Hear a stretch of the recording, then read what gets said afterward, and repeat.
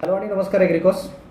ज्या विद्यार्थ्यांचा रिझल्ट सध्या काल आलेला आहे अशा विद्यार्थ्यांसाठी एक सगळ्यात महत्त्वाची गोष्ट अशी की इथून पुढे 10 दिवस जे आहेत तुमचे 10 ते 11 दिवस या दिवसांमध्ये चांगल्या पद्धतीने टेस्ट द्या, ॲनालिसिस करा आणि रिव्हिजन लेक्चर प्रॉपर पद्धतीने बघा. म्हणजे इनिशियली पहिल्यांदा रिव्हिजन लेक्चर्स बघणे, मग त्याच्यानंतर टेस्ट देणे, त्याच्यानंतर ॲनालिसिस करणे आणि ज्या गोष्टी चुकल्या असतील त्या पुस्तकात जाऊन पुन्हा एकदा करेक्ट करून वाचून घेणे.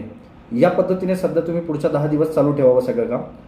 बरेच विद्यार्थी टेस्ट देताना टेस्टचा स्कोर कमी आला आहे म्हणून घाबरत आहेत.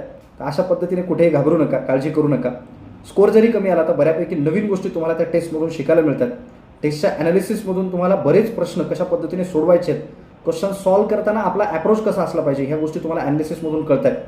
त्यामुळं टेस्ट देण्यासाठी घाबरू नका. टेस्ट बिंदास अटेम्प्ट करा, कॉन्फिडन्स डाऊन होऊ देऊ नका. मार्क 60 पैकी 10 जरी पडले तरी काही हरकत नाही, पण टेस्ट द्या, ॲनालिसिस करा. All the best.